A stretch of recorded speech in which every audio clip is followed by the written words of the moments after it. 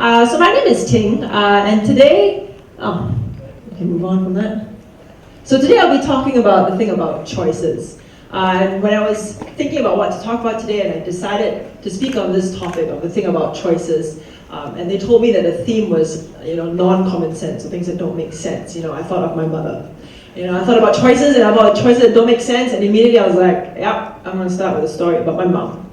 So first though, let me take you back to my younger days. So you guys are ACS, MGS. So I went to MGS secondary school. And back then, I wasn't very good in school. And I ended up with about, over 30 points the first time I took my O-levels.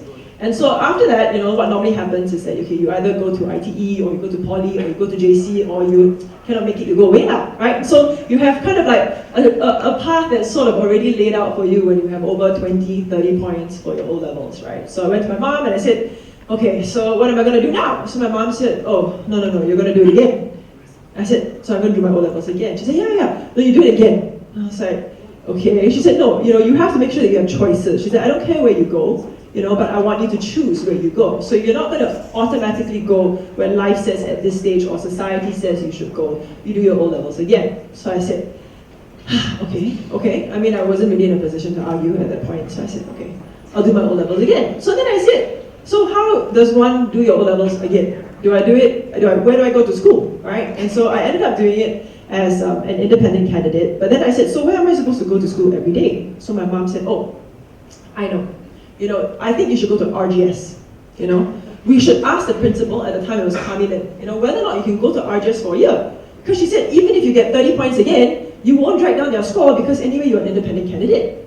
So I was like, I don't even know how you come up with this kind of logic. I mean, it's on some level it makes sense, but on every other level, it's just like, wow. She's American, but maybe because it's a cultural thing, I don't know. But I was just like, So then I was like, okay, so she makes an appointment to see Kamilim. And she doesn't know Kamilim, I don't know Kamilim. She goes there and she says, oh, my daughter has something to ask you. You know how parents do that, right? And I was like, really? This is your idea? And I was like, so I asked, I said, so this is the situation, and then she said, oh, were you a troublemaker in school? Why don't you go and repeat back at MGS? So I said, oh, they have a policy, they don't let you repeat. So she said, oh, okay.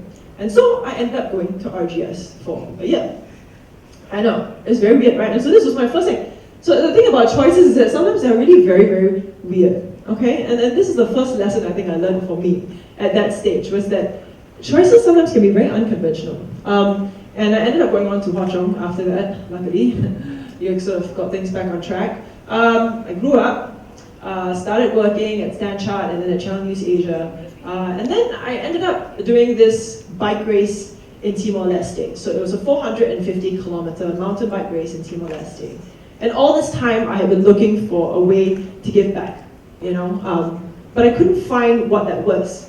I care about old people, I also like animals and dogs, right? Children, education, so where do you start, right? So I did nothing, I was just a bit paralyzed, I think, by the number of choices that there were. But while we were in Timor, we had the chance to meet this lady, Rosaria Martins de Cruz, who was this passionate woman that was heading up a malnutrition rehabilitation center in Timor that we ended up raising funds and awareness for. And at that time, it wasn't like I was big on malnutrition, right? You come from Singapore, I come from Singapore, where it's not an issue that I face every day that I would have thought to myself, this will be the cause that I will stand behind. But I think that when we handed over the funds that we had raised in that first effort, I remember Rosaria said to me, and there were tears rolling down her cheeks, and she said, I want my country to be like your country. I want my people to be like your people, healthy in their bodies, smiling in their faces. And I think in that moment I realized that sometimes in life, you don't have to wait to find the perfect cause, the perfect choice. Sometimes choices aren't perfect, but you have to make them, and I think this for me was the starting point, was actually to just start and not keep waiting to find the perfect choice, the perfect cause. And so, after that experience, we ended up going back to Timor again to continue to raise funds and awareness for Hiam Health. And then we also ended up going to the Philippines. We set up a little organization called the Chain Reaction Project. And while we were in the Philippines, this time around working with an organization on human trafficking, I had the fortune of meeting Cecilia Flores. Wow, she became so big. Cecilia Flores Urbada, And she was the leader of the Science Forum Foundation, which is one of the leaders in the space of the fight against human trafficking, not just in the Philippines actually, but globally.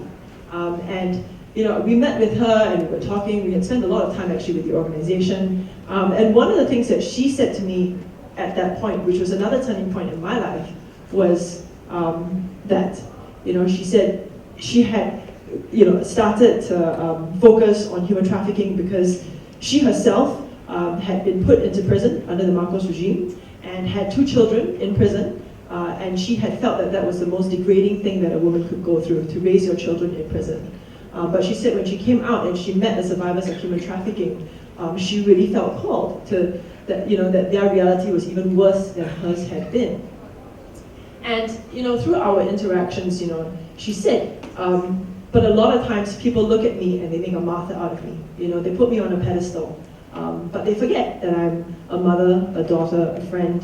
And in that moment, I think for me, in my journey, I was at Channel News Asia at the time, and I had been toying with the idea of actually setting up the Chain Reaction Project as a non-profit and doing more with that. And I think in that moment, it struck me that, we always think that other people are more capable than we are. Or that the women like Rosaria or like Cecilia have some kind of superpower. There's something about them, that makes them special, that makes it able to lead organizations like that or be in the fight or in the trenches. And I think I realized in that moment that she's just like me. She's a sister, she's a daughter, she's a friend. And that it was up to me to make the decision to say that, I too should step up and do something and not always leave it to other people that we put on pedestals. And so, what we did that year, and this is where I say sometimes choices are scary, is when I decided to leave Channel News Asia, start the Chain Reaction Project. Eventually we registered as an NGO, we ended up working with corporates and with schools, and over time, 6-7 years of being in that space, I found myself in Nepal. And I was in Nepal in the context of having been invited to sit on the board of Mercy Relief. Mercy Relief is Singapore's largest and leading disaster relief agency. And already being asked to sit on the board, I was like, wow, this is kind of big, but okay. And there I was in Nepal, right after the earthquake struck last year, actually just about a year ago now. And it was during this period that the board asked if I would consider taking on the role of executive director.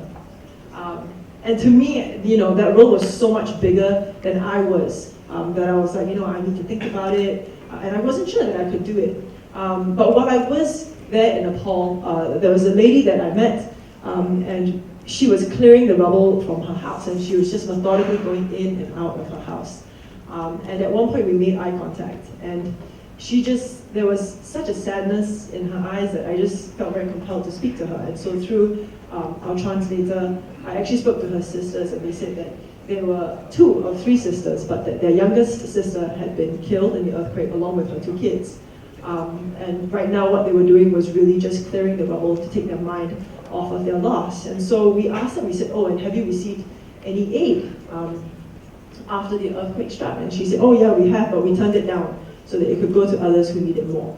And I think that for me in that moment, that answer was really, it wasn't what I expected, but I think in that moment, for me, it was when I decided that, what I might be only 60% capable of this job, this big job of executive director of Mercy Relief. I realized that for Mercy and for survivors like this, I didn't want 100% anyway. I wanted more than 100%, and so I decided that it wouldn't be a matter of waiting for somebody better or bigger than me to take on that role. It would be a matter of me finding the right people to help stand alongside me so that collectively what we could bring to Mercy would be bigger than the 60 or the 100%.